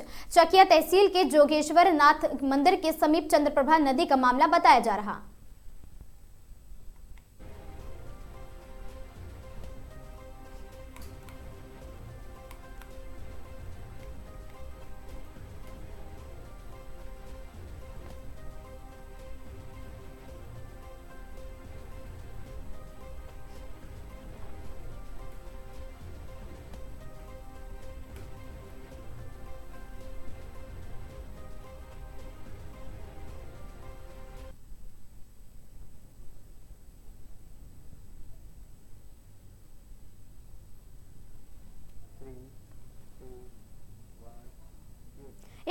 हरदोई में मिशन शक्ति के मंच से महिला सम्मान और सुरक्षा के बड़े बड़े दावे किए जा रहे थे, वहीं दूसरी ओर हरपालपुर क्षेत्र में खाकी की मर्यादा सरेआम तार तार होती नजर आई। अवैध कब्जा हटाने की कार्रवाई के दौरान क्षेत्र अधिकारी हरपालपुर श्री सत्येंद्र सिंह पर आरोप है कि उन्होंने बेबस महिलाओं से अभद्र भाषा और गाली गलौज की। जब महिलाएं अपनी जमीन और अधिकार की गुहार लगा रही थी तब संवेदनशीलता की जगह अपशब्दों की बौछार सुनाई दी। इतना ही नहीं, मौके पर मौजूद थाना सांडी के थाना अध्यक्ष द्वारा पत्रकारों को कवरेज करने से रोकने, उनके साथ दुर्व्यवहार का भी मामला सामने आया है। क्या वर्दी अब जवाबदेही से ऊपर हो चुकी है? क्या महिलाओं से गाली गलौज ही आज का महिला सशक्तिकरण है? क्या पत्रकारों को सच दिखाने से रोकना प्रशासन की नई नीति है? पुलिस प्रशासन ने अपने बचाव में प्रेस नोट जारी कर अवैध कब्जा हटाने की बात कही है, लेकिन वीडियो में दिख रही भाषा और व्यवहार इन दावों पर सवाल खड़े करती है। मामले की जांच अपर पुलिस अधीक्षक पश्चिमी को सौंपी गई है, लेकिन सवाल यही है कि ये जांच सिर्फ औपचारिकता होगी या दोषियों पर कार्रवाई होगी? अब मामला सिर्फ अवैध कब्जे का नहीं, महिला सम्मान, प्रेस की स्वतंत्रता और पुलिस की जवाबदेही का बनता नजर आ रहा है।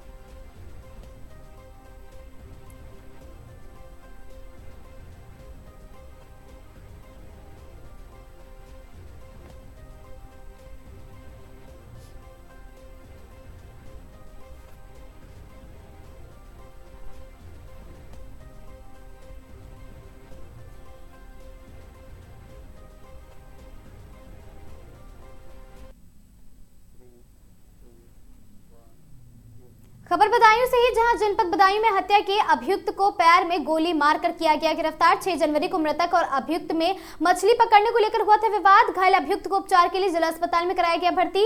अभियुक्त के कब्जे से एक अदद तमंचा, 315 बोर एवं 3 जिंदा कारतूस व एक खोखा कारतूस बरामद। घेराबंदी को देखते हुए पुलिस पर तमंचे से अभियुक्त ने किया फायर।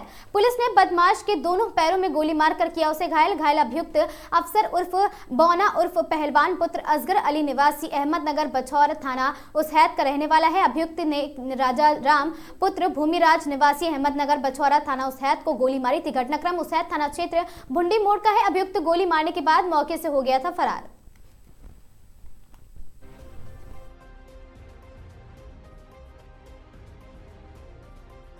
थाना उसहैद पर पंजीकृत मुकदमा अपना संख्या 8/26 धारा 103 BNS में जो वांछित अभियुक्त था, जिसका नाम अफसर अली उर्फ बौना उर्फ पहलवान, इसकी पुलिस को तलाश थी। पुलिस कई जगह इसकी तलाश के लिए दबिश दे रही थी। आज मुखबिर से सूचना मिली कि ये अभियुक्त यहाँ भुंडी मोड़ पर कहीं जाने के लिए खड़ा है।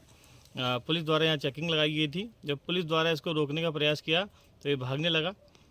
पुलिस पार्टी द्वारा इसका पीछा किया गया। पीछा करने पर इसने पुलिस पर जान से मारने की नीयत से फायर कर दिया। आत्मरक्षार्थ पुलिस को भी इस पर जवाबी फायर करना पड़ा, जिसमें इसके दोनों पैर पर गोली लगी है। अभियुक्त के पास से 315 बोर का एक तमंचा, 3 जिंदा कारतूस और एक खोखा कारतूस बरामद हुआ है। पकड़ में थाना उसहैद पर सुसंगत धाराओं में अभियोग पंजीकृत किया जा रहा है और अग्रिम विधिक कार्रवाई की जा रही है। कानपुर नगर में ऑपरेशन त्रिनेत्र के अंतर्गत लगे सीसीटीवी कैमरा की मदद से छिनैती की घटना का सफल अनावरण करते हुए दिनांक 7 जनवरी 2026 को अभियुक्त शयान रजा उर्फ शयान मिर्जा पुत्र मंजूर आलम निवासी 99/38 बेकनगंज थाना बजरिया उम्र करीब 24 वर्ष को गिरफ्तार किया गया है। अभियुक्त शयान रजा उर्फ शयान मिर्जा उपरोक्त के कब्जे से मुकदमा उपरोक्त से संबंधित नगद 770 रुपए व अदद नेकबैंड 1+ रंग काला व लाल बरामद किया गया है। अभियुक्त शयान रजा उर्फ शयान मिर्जा उपरोक्त के विरुद्ध अभियुक्त के खिलाफ आवश्यक कार्रवाई की जा रही है। इस प्रकरण के संबंध में पुलिस आयुक्त सेंट्रल श्रवण कुमार सिंह द्वारा जानकारी दी गई।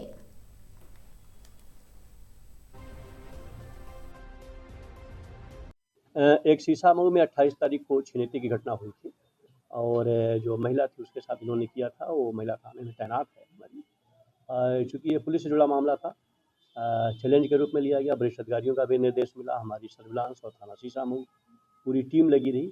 फाइनली एक एक्यूज को और उसकी पकड़ के हमने पहले जेल भेज दिया। स्कूटी बरामद की थी। ये शयान रजा और शयान मिर्जा करके है। ये इस पर एक मुकदमे 2021 का है और अभी ये जेल जा रहा है।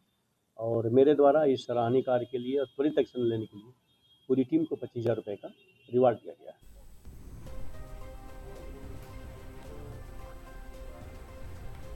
है। कानपुर नगर में थाना चकेरी में फरार चल रहे वांछित अभियुक्तों की तलाश लगातार जारी है। थाना चकेरी पुलिस द्वारा चेकिंग के दौरान सूचना मिली कि मुकदमे में वांछित अभियुक्त जो लोग ऑटो में बैठकर सवारी से मोबाइल चोरी व लूट करते हैं वो व्यक्ति नौबस्ता जाने वाली रोड पर खड़े हैं। सूचना पर थाना चकेरी की पुलिस टीम के द्वारा मौके पर पहुंचकर वांछित अभियुक्त एक नितेश कुमार के सरवानी निवासी जगईपुरवा नई बस्ती उम्र 23 वर्षीय, दूसरा राज गिहार उर्फ गांधा पुत्र राकेश गिहार निवासी नई बस्ती मांडीलाल बंगला 19 वर्षीय उम्र और साथ ही तीसरा मदन दिवाकर पुत्र विनोद कुमार केसरवानी निवासी जगईपुरवा नई बस्ती उम्र 24 वर्षीय को मैं 2 अदद मोबाइल रियलमी व घटना में प्रयुक्त ऑटो यूपी 78JT2239 के साथ पकड़ लिया। अभियुक्तगण को पुलिस हिरासत में लिया गया है और उसके अभियुक्तगणों को इस माल के साथ थाने में लाकर दाखिल किया गया है, जिसके विरुद्ध नियमानुसार कार्रवाई भी की जा रही है।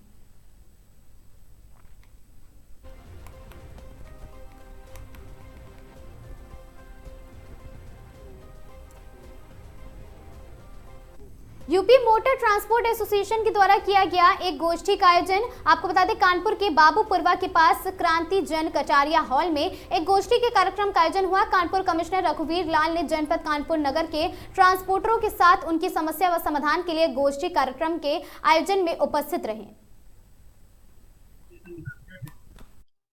आज सीपी सर के द्वारा यूपी मोटर ट्रांसपोर्ट एसोसिएशन का जो बाबूपुरवा में भवन है वहाँ पर यूपी मोटर ट्रांसपोर्ट एसोसिएशन के पदाधिकारीगण और ट्रांसपोर्ट से जुड़े सभी लोग यहाँ पर आए हुए थे और जो एक संवाद का जो पखवाड़ा चल रहा है इसमें सीपी सर के द्वारा जो अलग अलग स्टेक होल्डर्स हैं सभी के साथ समन्वय स्थापित किया जा रहा है। उसी कड़ी में आज दिनांक 7/1/2026 को ये कार्यक्रम आयोजित हुआ जिसमें सर ने जो ट्रांसपोर्ट यूनियन के लोग हैं क्या क्या समस्याएं हैं सर ने इस मौके पे डीसीपी साहब भी मौजूद थे, डीसीपी हेडक्वार्टर भी मौजूद थे, मैं डीसीपी यहाँ पे और भी बाकी पुलिस के अधिकारी सभी लोग सभी लोगों ने अपनी अपनी समस्याएं बताई। समस्याएं अलग अलग तरीके की थी, पेट्रोलिंग की थी, पुलिस व्यवहार की थी, ट्रैफिक जाम की समस्या थी, जो रोड एक्सीडेंट हो रहे उसकी समस्या थी, इसके अलावा FIR से लेकर समस्या थी, पुलिस के व्यवहार की, सभी का सीपी सर ने संज्ञान लिया और सीपी सर के द्वारा भी संबोधित किया गया। जो समस्या है उन समस्याओं को सर ने रेखांकित किया और सर ने जो यहाँ पर मौके पर जितने अधिकारी थे सभी को आदेशित किया। बाद में जो भी यहाँ पे डायरेक्शन सर के द्वारा दिए गए हैं लिखा पढ़ी कर सभी को चला जाएगा। सर ने यहाँ पे आश्वस्त किया कि जो ट्रांसपोर्ट यूनियन के जो लोग हैं उनकी जो समस्या है उनका एक सार्थक तरीके से किया जाएगा। ट्रांसपोर्ट यूनियन के सभी लोगों ने एक नोडल अधिकारी की मांग की, एक नोडल अधिकारी भी पुलिस की तरफ से नियुक्त किया जाए। उन्होंने भी आश्वस्त किया कि एक नोडल अधिकारी भी नियुक्त किया जाएगा जो आपसे डायरेक्ट टच में रहेगा और आपकी समस्याओं को विधिवत तरीके से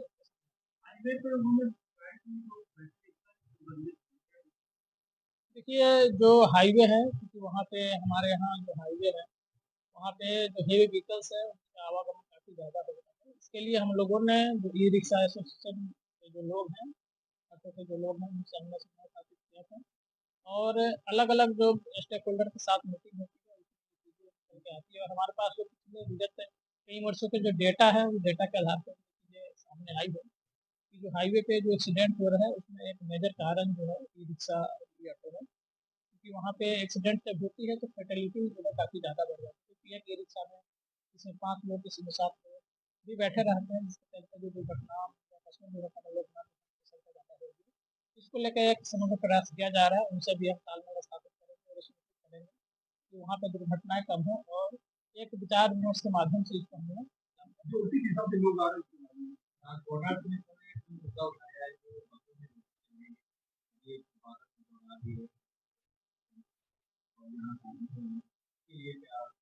देखिए इसमें जो हमारे आरटीओ हैं आरटीओ कार्यालय से जो भी अधिकारी हैं उससे ये मुद्दा उठाया जाएगा। आरटीओ सिविल पुलिस और ट्रैफिक सभी के अभियान के साथ में इसको जो हम लोग कराएंगे कि जो सवारी गाड़ी है उसमें सवारी जाए, जो गुड्स व्हीकल्स है उसमें गुड्स जाए, इसकी इंटरमिक्सिंग जी रॉन्ग साइड देखिए, रॉन्ग साइड में जो भी लोग जा रहे हैं हमारे ट्रैफिक पुलिस के द्वारा इसकी कार्रवाई डेली बेसिस पर की जाती है और डेली हम इसकी ब्रीफिंग भी करते हैं, डालते हैं और सोशल मीडिया डालते हैं। लेकिन इन्फोर्समेंट सिर्फ काफ़ी नहीं है, इसमें सभी जितने भी लोग हैं उसमें सिविल सोसाइटी भी शामिल है, सभी लोगों को एक साथ आना पड़ेगा। इन्फोर्समेंट की अपनी एक लिमिटेशन होती है, जब तक समाज इसको आप साथ नहीं करेगा कि हमें रॉन्ग साइड चल रहा है, थोड़ी दूरी के लिए रॉन्ग साइड जाते हैं और इसका कई बार हमें ये भी देखने को आता है कि रॉन्ग साइड चलते एक्सीडेंट हो जाता है, जिस तो हमें इसमें प्रयास करने की जरूरत है। सिर्फ हम ये कहें कि सिर्फ इन्फोर्समेंट करने से रॉन्ग साइड या किसी जो वायलेशन है वो बंद हो जाएगा, ये व्यवहारिक तौर पर संभव नहीं है। इन्फोर्समेंट के साथ साथ में अवेयरनेस और जो रूल्स एंड रेगुलेशन आपके साथ करते अध्यक्ष यूपी मोटर ट्रांसपोर्टर्स एसोसिएशन आज ट्रांसपोर्ट भवन में सभागार में आज श्री रघुवीर लाल पुलिस आयुक्त पुलिस कमिश्नरेट कानपुर ने एक मुक्त संवाद कार्यक्रम रखा था परिवहन व्यवसायियों के साथ, और जो सड़क सुरक्षा माह चल रहा है उसके अंतर्गत इस कार्यक्रम को रखा गया और उसमें उन्होंने खुले हृदय से सभी परिवहन व्यवसायियों की जो भी पीड़ा थी उसको सुना और मुख्य रूप से जो परिवहन व्यवसायियों ने अपनी पीड़ा बताई उस पर उन्होंने सकारात्मक कुछ मौके पे निर्णय लिए, जैसे जो 0 FIR वाला उन्होंने आदेश आज पारित किया कि जो ऐसे वाहन जो कि दूर दराज क्षेत्रों से कानपुर के लिए आते हैं और उसमें रास्ते में कोई घटना हो जाती है और ड्राइवर की जानकारी में नहीं हो पाता कि कहाँ घटना हुई है, और वो चोरी या जो इस तरह की भी कोई माल कमी की घटना यहाँ आके जानकारी होती है, तो उस केस में FIR करना, क्योंकि उसमें घटना स्थल निश्चित नहीं हो पाता, चिन्हित नहीं हो पाता है। तो ऐसे मामलों में माननीय पुलिस आयुक्त महोदय ने स्पष्ट निर्देश दिए अपने अधीनस्थ कर्मचारियों को कि आज के बाद से जो भी ऐसी अगर कोई प्रकरण संज्ञान में आता है तो उसकी तुरंत पुलिस FIR दर्ज करेगी, और अगर विवेचना के दौरान किसी संबंधित थाने से वो जानकारी प्राप्त होती है तो वहाँ पर उसको अग्रसारित करेगी। इसी प्रकार कानपुर यातायात की जो समस्या, जो ट्रैफिक की समस्या, जो आज की डेट में ट्रैफिक जाम की समस्या, उस पर मुख्य रूप से पार्किंग की समस्या के ऊपर काफ़ी वृहद चर्चा हुई, और उसमें जो NTC की बंद मिलें पड़ी है उसका उपयोग कैसे, जब तक शासन की तरफ से कोई स्पष्ट नीतिगत निर्धारण नहीं हो जाता है, तत्कालिक तौर पर शहर की यातायात व्यवस्था को राहत देने के लिए उन्होंने इसमें कहा कि इसमें हम कहीं ना कहीं ऊपर के स्तर पे वार्ता करेंगे कि NTC की जो बंद मल्लियाँ पड़ी है, जहाँ ज़मीनें खाली पड़ी हैं, वहाँ पर पार्किंग की व्यवस्था सुनिश्चित कराई जाए। कार्यक्रम बहुत ही सफल रहा और उसमें DCP साउथ, DCP ट्रैफिक और DCP हेडक्वार्टर एवं समस्त काफ़ी पुलिस के जितने सीनियर अधिकारीगण थे मौजूद थे। मैं पुनः उनका आभार व्यक्त करता हूँ और धन्यवाद करता हूँ आज के इस कार्यक्रम।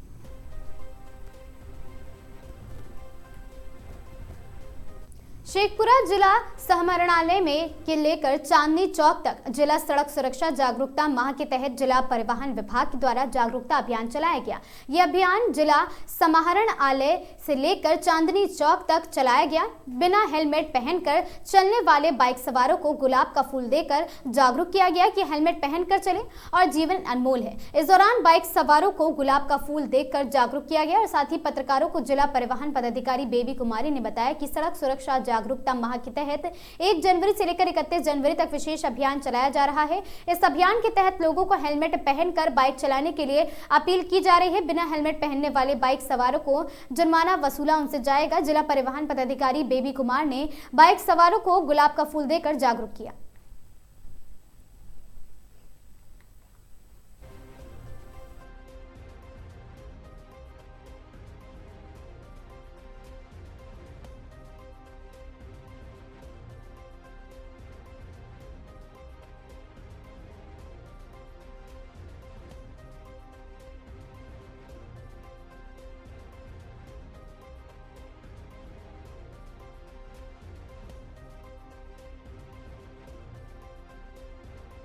सभी को पता है कि 1 जनवरी से 31 जनवरी 2026 तक सड़क सुरक्षा माह मनाया जा रहा है। इस माह के दरमियान हम लोग विभिन्न प्रकार की एक्टिविटीज़ को हम लोग ज़िले में कर रहे हैं, जैसा कि शपथ ग्रहण हम लोग कर चुके हैं। आज हम लोग रोको टोको अभियान के तहत सभी जो बाइकर्स है जो हेलमेट नहीं लगाए हुए हैं उनको हम लोग गुलाब का फूल दे करके एक तरह से लेशन दे रहे हैं कि बाबू आज हम लोग चलान नहीं कर, आज गुलाब का फूल दे रहे हैं। इससे तुम लोग ये समझ जाओ कि तुमको आगे से हेलमेट लगा करके चलना है, हेलमेट लगा करके चलो ताकि तुम खुद सुरक्षित रहो, तुम्हारा जीवन सुरक्षित रहे। तो आज रोको टोको अभियान के तहत रोक करके उनको गुलाब का फूल दिया जा रहा है ताकि वो हेलमेट लगा करके कल से चले और इस बात को अच्छे से चले। ये हमारा आगामी भी योजना है। आगामी योजना के तहत कुछ कुछ हम लोग स्कूल में प्रोग्राम्स करेंगे, बच्चों को सड़क सुरक्षा के बारे में जागरूक कराएंगे। कुछ पम्पलेट्स भी हम लोग बांटेंगे, हेलमेट अभियान चलेगा, सीट बेल्ट अभियान चलेगा। इस तरह की कई गतिविधियाँ होंगी। कब तक अभियान है ये 31 जनवरी 2026 तक ये सड़क सुरक्षा माह चल रहा है। ये अभियान तो सालों भर का अभियान है, परंतु एक विशेष एक जो एक्टिविटीज होती है हम लोग 1 जनवरी से 31 जनवरी तक करा रहे हैं। क्या नाम हुआ मैम? मेरा नाम बेबी कुमारी है, जिला परिवहन पदाधिकारी शेखपुरा।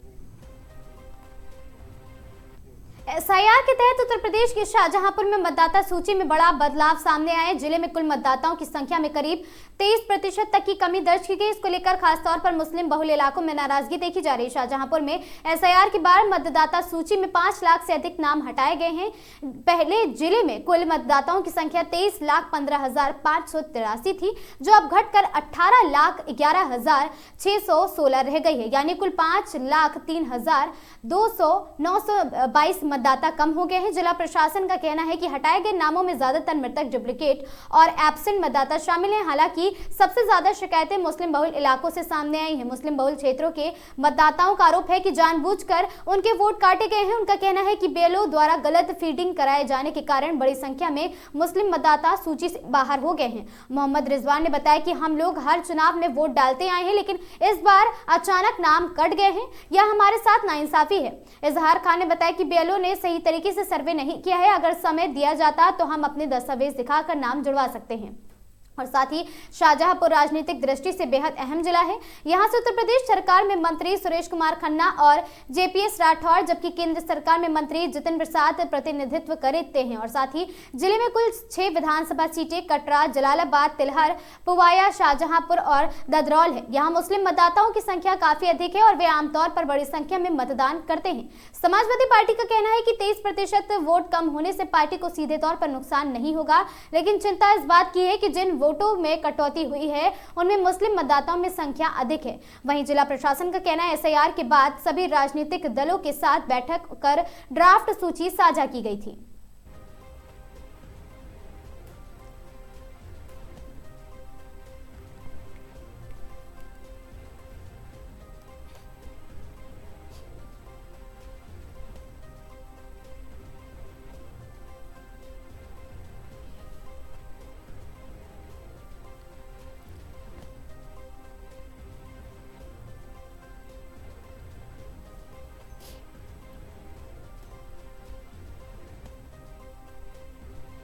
तो 2025 की वोटर लिस्ट थी। उस वोटर लिस्ट में एक एक मतदाता के घर पे बीएलओ को भेजा गया और उसके आधार पे जिन मतदाताओं से प्रगणक फार्म प्राप्त हो गए थे उनके तो नाम ड्राफ्ट वोटर लिस्ट में कल पब्लिश हो चुके हैं।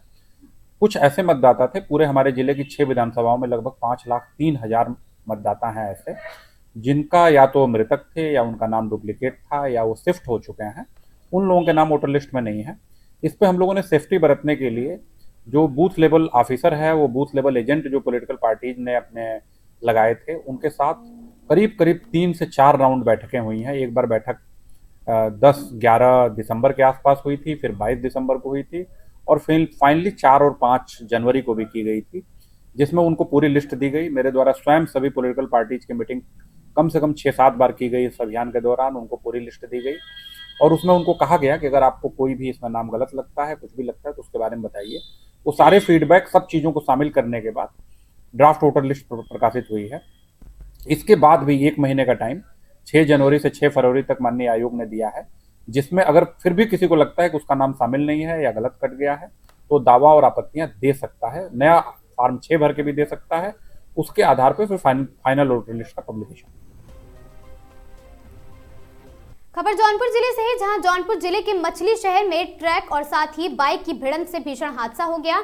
हादसे में बाइक सवार एक महिला की मौके पर ही मौत हो गई, जबकि एक महिला समेत 2 लोग घायल हो गए हैं। घायलों को जिला अस्पताल में भर्ती कराया गया। पुलिस शव को कब्जे में लेकर पोस्टमार्टम के लिए भेज चुकी है और हादसे के बाद भाग रहे ट्रक को पुलिस ने चालक समेत गिरफ्तार कर लिया है। घायल परिवार बरसठी थाना क्षेत्र के घाटमपुर देवकली गाँव निवासी है, जहाँ से अरविंद सरोज अपनी माँ मंजू देवी और चाची फोटो देवी के साथ बाइक से मछली शहर बाजार खरीदारी करने आए थे। कामकाज निपटाकर घर की तरफ लौट रहे थे, तभी ट्रक की चपेट में आ गए। हादसे में मंजू देवी की मौके पर ही मौत हो गई, जबकि अरविंद और उनकी चाची फोटो देवी घायल हो गई, जिनका उपचार जिला अस्पताल में चल रहा है। पूरा मामला मछली शहर कोतवाली क्षेत्र के चुंगी चौराहे का है।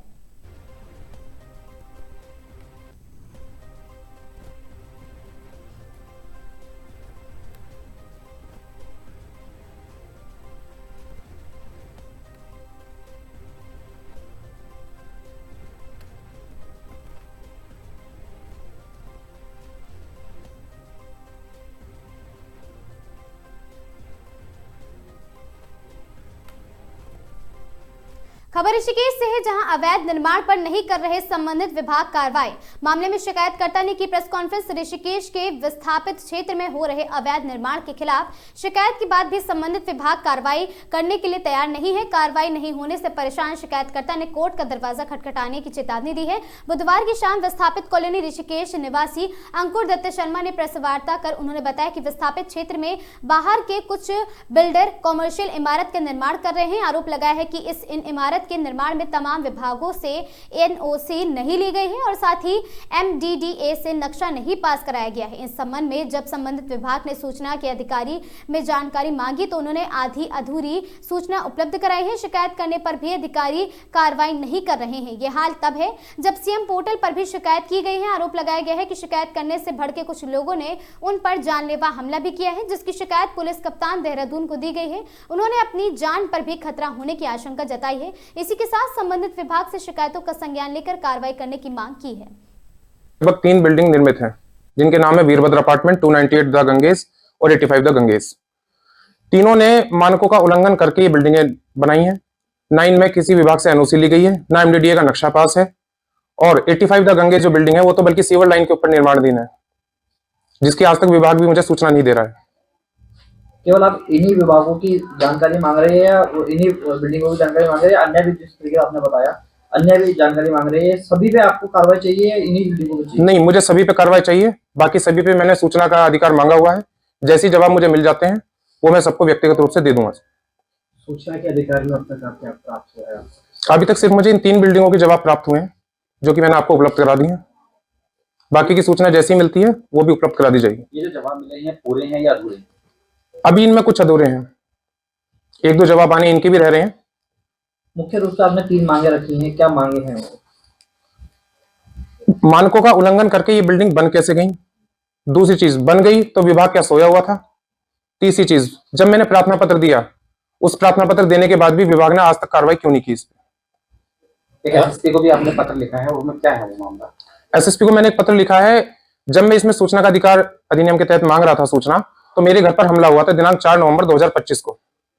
कुछ 4-5 लोग घर में हथियार लेकर घुस गए थे कि ये जो तू सूचनाएं मांग रहा है ये मांगना बंद कर दे वरना तेरा कत्ल करा देंगे। तो मुझे डर है कि हो सकता है इस प्रेस कॉन्फ्रेंस के बाद मेरा कत्ल भी हो सकता है, मुझे पुलिस से साझ करके बंद भी कराया जा सकता है, या कोई भी अप्रिय घटना घटित हो सकती है।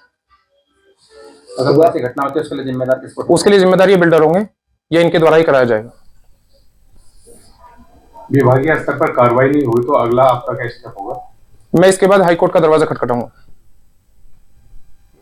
पचदेवरा थाना क्षेत्र में 2 पक्षों में लाठी डंडे चले, वीडियो वायरल हुआ है। पचदेवरा थाना क्षेत्र के अंतर्गत एक गांव में बुधवार को 2 पक्षों के बीच गाली गलौज के बाद मारपीट और लाठी डंडों का जमकर प्रयोग हुआ है। इस घटना का वीडियो सोशल मीडिया पर वायरल हो रहा है, जिसमें गांव के तनाव का माहौल बना हुआ है। गांव में प्राप्त जानकारी के अनुसार भगवान बख्श पुत्र रामवीर ने थाने पर तहरीर देकर आरोप लगाया कि गाँव के ही महावीर अंकित, आशु एवं अमित के उनके साथ गाली गलौज करते हुए मारपीट की है। भगवान बख्श के अनुसार जब उनकी भतीजी निगम पुत्री बख्शी मौके पर पहुंची तो विपक्षी पक्ष के लोगों ने उनके साथ भी अभद्रता और मारपीट की है। वहीं दूसरे पक्ष के महावीर का आरोप है कि भगवान दास ने उनके घर की महिलाओं के साथ मारपीट की है, जिसमें एक पक्ष का सिर फूट गया है।